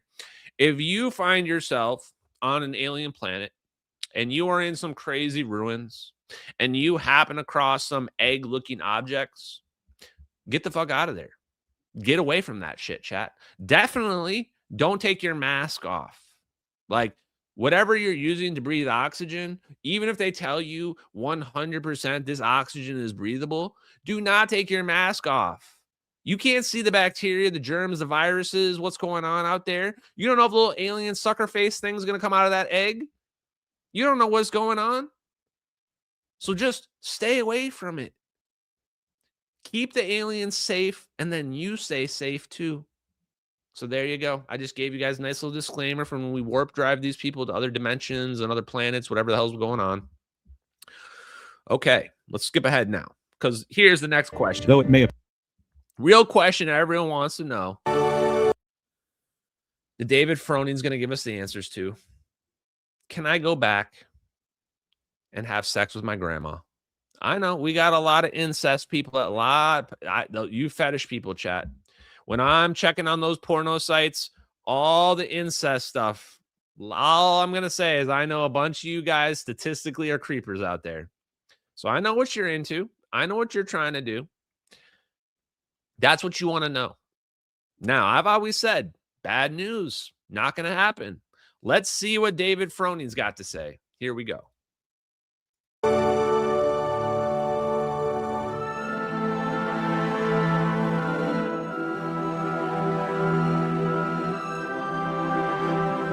Yeah, we got a lot of music here. Good stuff. Oh. Just a 30-second graphic for no reason, chat. Oh, they were zooming out at the speed of light. It was actually cool. As promised, let's take a moment to address some of your questions from Warp Drive Part 1. Will gas and dust be a threat to the spacecraft? For the Alcubierre White Warp Drive, yes it will. For the Alcubierre Froning Warp Drive, gas and dust will not pose a threat to the spacecraft whatsoever. However, this does not mean that the spacecraft will be able to fly through a planet, a star, or especially a black hole. That was interesting. This was something I asked Salvatore Pais. And I think the very first Hard Truths podcast, I said, can we go through solid matter with this? And the answer is actually more complicated than I thought. The answer has to do with basically the mass density. Like, air is not mass dense heavy enough to restrict our travel from flowing through it. So for you people who say, Ashton, can these orbs travel through water? Yes. Can they travel through the air? Yes. Can they travel through the core of the sun? Probably not. Probably not. Can they travel through a planet? Probably not. But they can still travel through a lot of stuff. And they might even be able to travel through a planet, for all I know. But there you go. That's what they're saying. Now, here's the time travel question. Drive a time machine. Yes, according to relativity, any faster than light travel is equal to time travel. What happens to the crew inside the warp bubble when the starship enters hyperspace? They relax at the fact that they're still alive. Now, joking aside, seriously, nothing happens to the crew because they're now in their own absolute independent reference frame, their own space-time energy bubble where space-time is normal. Will the crew of the starship come back younger than the folks on Earth? As long as the starship is properly screened, there will be no time dilation. When the crew returns, they will have aged no more or less than the loved ones here on Earth. Okay, wow. Well, there you go. So, right away, they didn't say anything about going back in time, which other videos have pretty much told us is don't think it's going to be possible because you can't break causality. One of the aspects of the universe is the general entropy of the universe is constantly moving forward. You can change a local region, but you're not going to change the rest of reality. So even if you can jump from over here to over here, you're not jumping back to the past. But the other concern, what about going to the future? This is the real concern. If I go to Proxima Centauri, 4 light years away, roughly. If I go to the nearest star 4 light years away and I travel at the speed of light, I'm going to get there pretty much instantly from my perspective. But from your guys' perspective, 4 years is going to go by. That means even if I go at the speed of light to Alpha Centauri, Proxima Centauri, and back, when I get back here, you guys are going to be 8 years older than me. 8 years older than I am now. You get that? That's a huge concern. If that's true, that pretty much shuts down space travel. Because if you ever try to go to a different planet, you're basically giving up your old life on the old planet. It's like a new game in a video game. Okay, we're going to start over. That old planet's gone. If I go back there, it's 100 years later and everybody's dead. But what they're saying here is this is a way around that. This allows for instant transmission. Bloop, bloop, bloop, bloop. This allows for a way where you aren't going to get time dilated. This means that plane, when it gets teleported, most likely is appearing instantaneously on the other side. And there's no causality violation. There's no way where they're getting information from the future or the past where they can change the past. Because it's an instantaneous bloop and then reappearing over here. Its energy is being conserved other than the flash. And so there's no issue with thermodynamics. No issue with causality. We don't have to worry about going back in time. Now, we do, they say, have to tune it. John Kramer talks about this too. When they do the EPR experiments, you can change the path length, which in theory would mean, from a practical perspective, it means we could decide when this plane comes out. Now, how would I rationalize this to you guys? Think about it like this. We're disappearing this plane out of space-time. But how far is the plane traveling down here where you guys can't see it? How far is it traveling? Is it still moving right now? Can you tell? I don't know. It could be traveling 1 foot. It could be traveling a mile. It could be traveling 1,000,000 miles. It could just go around and around the Earth in the ether over and over and over again. So here's the question. Is it possible to control when the plane shows up in the future? This is an unresolved question in my mind. Because you could say, well, I'm going to have this plane follow an infinite path until finally it reappears over here 100 years in the future. Or you could say, I'm going to have it follow the most direct path directly there. Or maybe physics will come out and physics will say, you know what? You can't do that, Ashton. Maybe nature steps in and says, you can't spin around in the ether forever. Says, you just have to take the most direct path every time. And if that's the case, then the way I would expect it to work is that it's an instantaneous transmission method. You disappear one side and you reappear the other instantaneously. So there you go. There's the physics behind warp drive. Now, I think there's one more clip here. Will a warp drive equipped starship be able to collide with asteroids? That depends on the mass of the asteroid, or more commonly, the comet. With regards to the Alcubierre White warp drive, that would be bad news. For the Alcubierre star or other spacecraft may be pulled in. Will spacetime contract in front and expand in rear of a spacecraft? Okay, this is pretty neat. The whole thing about the Alcubierre warp drive metric is that we're expanding and contracting space. That's the whole rub of this, right? Let's see what their take is on this. Yes, however, the expansion and contraction is not what propels the starship, and is in fact unwanted. You see, the expansion and contraction is akin to the rarefaction and compression of air behind and in front of an object moving through the air. Warping spacetime in this manner, expansion and contraction, subtracts energy from the available energy needed to propel the spacecraft. Wow. So what they're saying there is, look at the system as a total energy system. They're going, we don't want this expansion and contraction. It's taking away energy from our system. This speaks directly to this idea of this unlabored acceleration. Don't try so hard. Just condition the vacuum for the exact effect that you want. And then all you have to do is give it a slight push. Just a tiny little push. You guys want to see something interesting? This whole idea is that we need constant momentum to pull off this low energy phase transition. This plane has to be flying in a constant speed.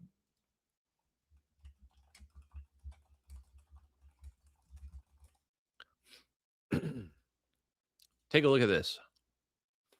We'll pull that back up in a second.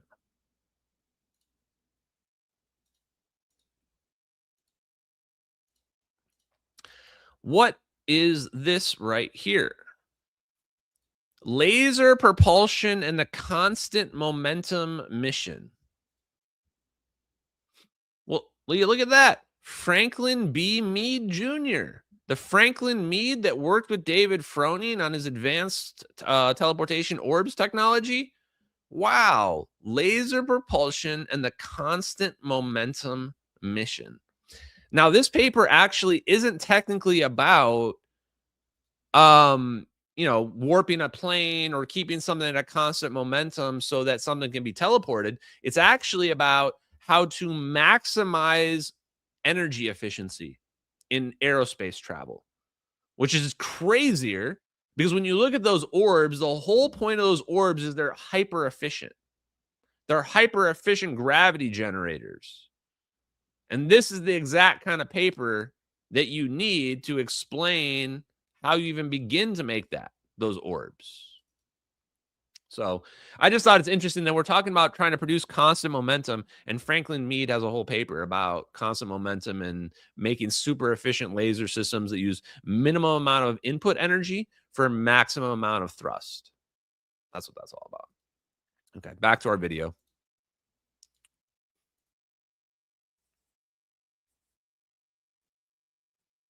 How does the starship decelerate and come to a stop? By thrusting forward in the direction of movement. Will we have to use negative energy? Yes, but as we discussed earlier, spacetime itself actually provides the negative energy that is needed. When in the warp bubble, does the spacecraft or spacetime move? Yes and no. The spacecraft does not move within the bubble. However, spacetime is deflected around the bubble with minimal or zero resistance. So, the negative energy is provided by spacetime itself. Does the object move in the bubble? No.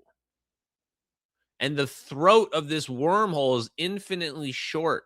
You're not traveling through a tunnel from your perspective, at least of the MH370 videos. It's like a veil comes around you and then a veil comes down and you're just somewhere else. And you're still traveling at the same speed. So people get stuck on this idea of, well, like, if they're accelerating the plane to this speed, like, doesn't it rip apart? I'm like, guys, that's not what's happening. They're not accelerating the plane. They're displacing the plane from space-time, and they're producing this displaced effect, low energy phase transition, which allows the whole region to just be moved. The bigger question people should have, that I have, how the hell do you determine where this goes? We know one clue. You shoot it. You direct it. You literally aim it where you're trying to get it to go. It works in a real sense. But the other aspect is, where do you figure out where it shows up then? You just shot your plane into the ether, the extra dimension. Where's it going to pop out? I imagine if it wasn't entangled somewhere, it wouldn't pop out anywhere. It would just blow to pieces. But because it's entangled, it's going to pop out wherever the fourth orb is at, wherever your anchor is at, wherever your reverse polarity is for your orbs, yin and yang. Why? Because everything is conservation. The people screaming about the laws of thermodynamics, they're not wrong. Everything is conserved, just not in 4 dimensions. It's conserved in 5 dimensions. And what this means is when we say energy is not created or destroyed, we're right. Energy flows back from the 4 dimensions to the 5th dimension. It flows out of the 5th dimension to the 4 dimensions. This is why free energy devices are possible. This is why the Earth's magnetic field doesn't dissipate over billions of years. This is why stars last for billions of years, even though they're a giant bomb, a giant fusion reactor. Because we live in a cycle of energy where the 5th dimension's energy, the 0 point energy, feeds the other dimensions. And those feed back. That's the way of the world. Okay, guys, let's go to our moment of Zen for tonight. Guys, thank you for hanging out tonight. Thank you for chilling, supporting the chat, supporting the community and everything. The community has been on fire recently. I've been enjoying your guys' content that you guys have been putting out there. First, our moment of Zen found, I think it was Tom Hudson. He's back with us, guys. I know some of you were worried about him, but he's back and he's chilling. Found this clip of David Froning, guys. The man, the myth, the legend.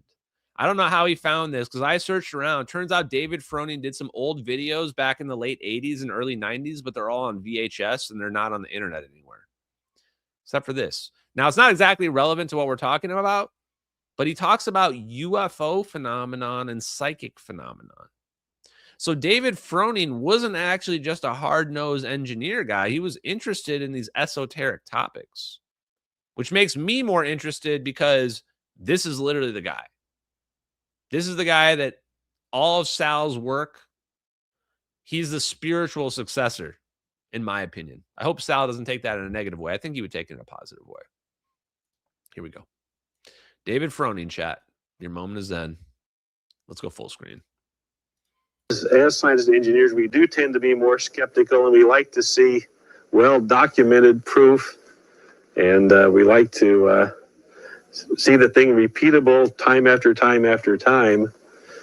And that's probably one reason why things such as UFO and psychic phenomena are still not popular in scientific and engineering circles, because it's not something we've been able to really get our hand on and explain with readily conventional theories. Every day we either take in thoughts or shut them out with our mentality. So even though all of us aren't channels as a performance or a service, I think whether we want to or not, every one of us is a channel. In fact, I know of at least one or possibly two scientists and engineers who actually use channeling to get technical information to help them in their projects. But our own government search for extraterrestrial life in outer space. Bro, this is crazy. I didn't think my man was into all this.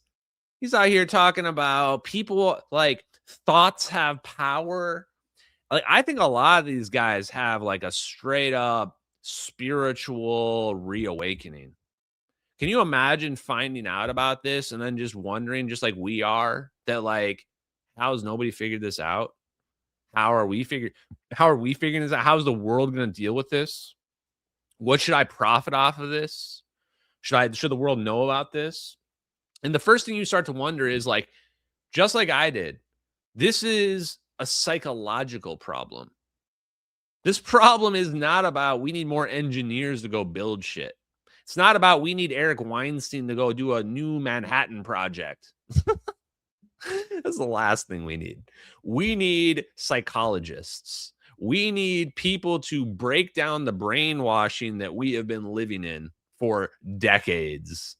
And that's what these guys realize, that they realize they're up against something that is a psychological problem that they have no chance of fixing in their lifetimes. And then they start going, okay, well, this is basically a spiritual battle across generations. And they're not wrong. They are not wrong. We are their spiritual successors. We are their kin. We are the ones that will take up what they have given us, the answers, and we will achieve what they wanted to achieve. So stand proud, MH370X. Stand up. Let's go to the super chats, guys. Thank you very much for being here. John Glock gifted the ship. Oh, that's a new one. I got to do a new emoji for the ship. Both Old and New Testament channeled Bibles ordered. Thanks, wifey. Thanks to John Glock's wifey. Looking forward to sharing the joys of frontiers of propulsion science and faster than light with my kids as they grow up. Yeah, me too. Where's the other Bible? I got it around here somewhere. I don't know where I put it. Yeah, I can't wait. My nephew, I haven't had the talk with my brother yet, but we're going to have the talk, chat. We're going to have to turn this kid into some kind of super genius. You know what I'm saying? Going to have to put the V1 into his system.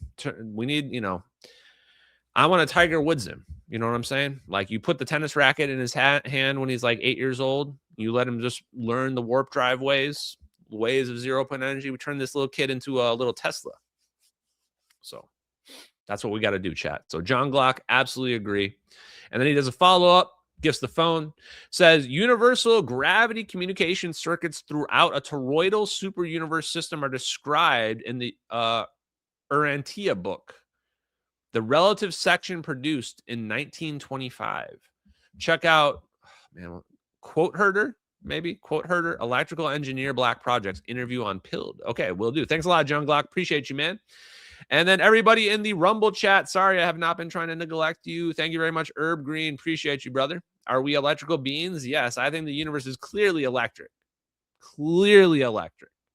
When you look at these plasma orbs, the secret to their fusion is inertial electrostatic confinement, which means they're using electric potentials, positive and negative, which means to me that the secret of everything, the secret of unification is electricity, positive and negative.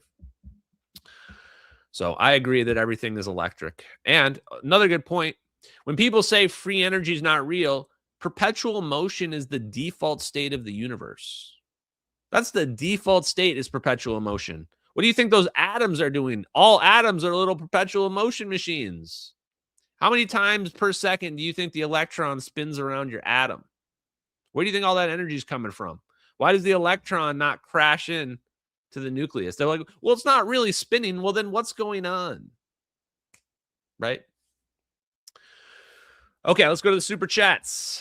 Zapparoo. Shout out to Zapparoo Zappariah. Now I am become death, destroyer of worlds.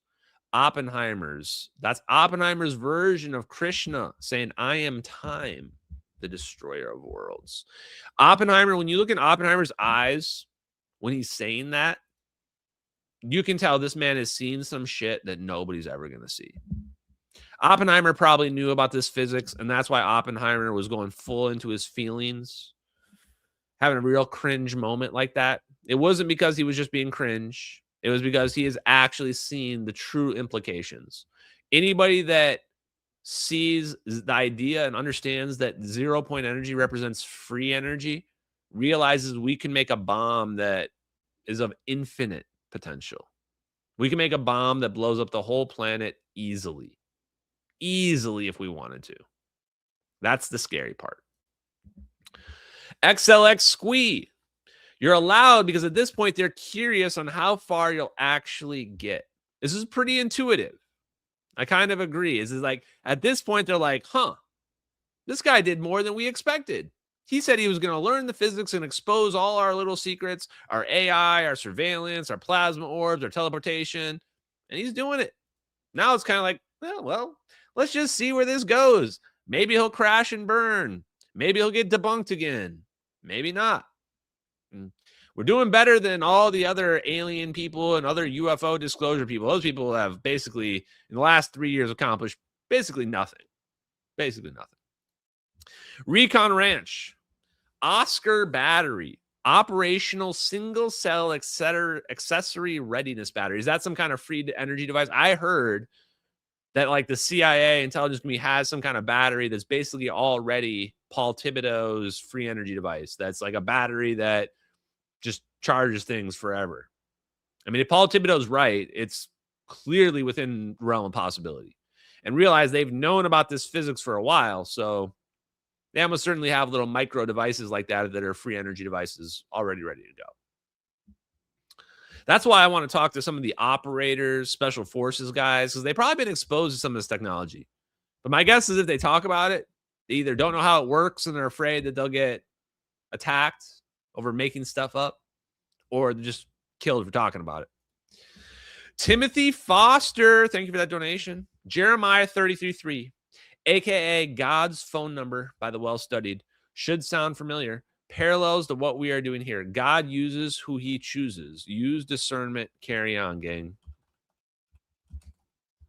Jeremiah 33:3. Call unto me, and I will answer you and tell you great and unsearchable things that you do not know. Damn. That is some biblical shit. I like that. I like that. If you call on me, I will be there. That's the kind of person that I am. I just like to do things, get shit done, and help people. 6 Night Slayer 9. We'll let because you put 69 in your name in an intelligent way, we'll let you get away with putting numbers in your name. I blew a gasket in line with this. In Autopia D-Land last week. I don't know what that means. Please do me the honor of playing this now so I can see your face. Start new tag. Paper by PES. Nominated commercial. I don't know what that means. Paper Honda nominated commercial.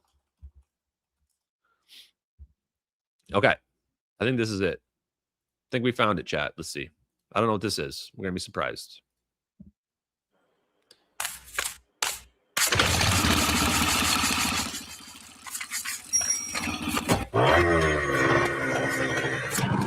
And this is it.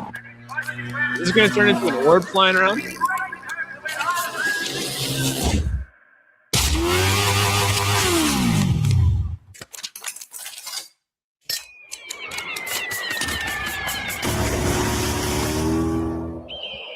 Okay.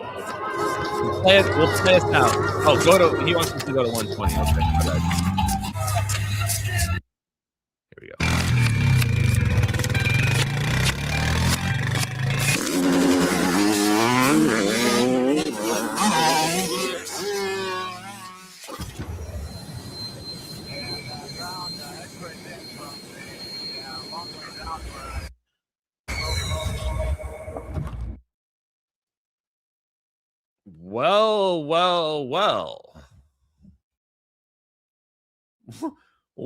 Well.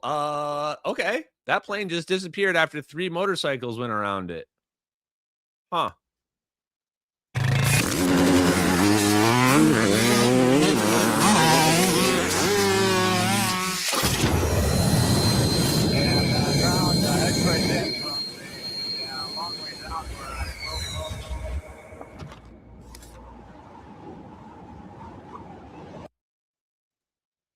Wow. That is some ominous shit. Thank you very much for that super chat. That is definitely one of the weirdest clips I've ever seen. We're definitely clipping that later. Oh, my goodness. Okay, guys, thank you very much. MH370X, I love you guys. Have a great night. Talk to you later. Peace out.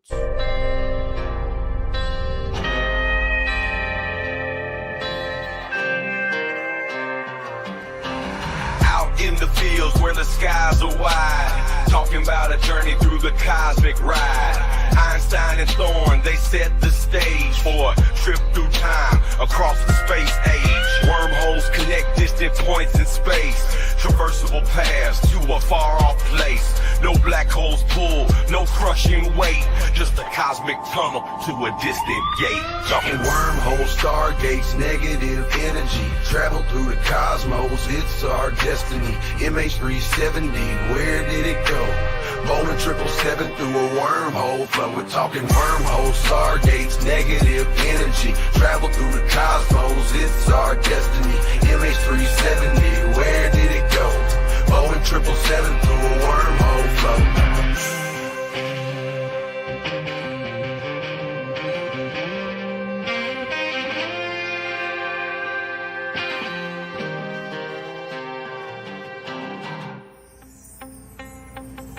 Exotic matter, negative energy's the key to stabilize the wormhole for you and me. Quantum vacuum squeezed so tight, creating conditions for this wondrous flight. Static fields and lasers in the lab they play, generating forces in a new kind of way.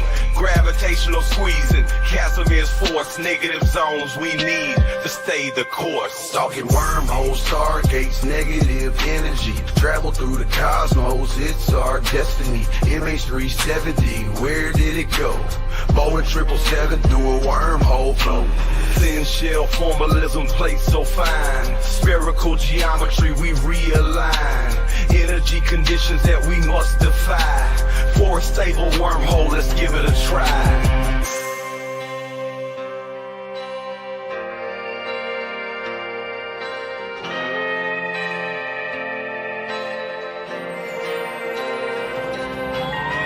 Coulomb forces balancing the plates, creating the throat, open the gates, from Earth to the stars in a single bound. A shortcut through space profound. Engineers and dreamers hold the key to future worlds and what we could be. With science in hand, we forge ahead through the cosmic paths that we now tread.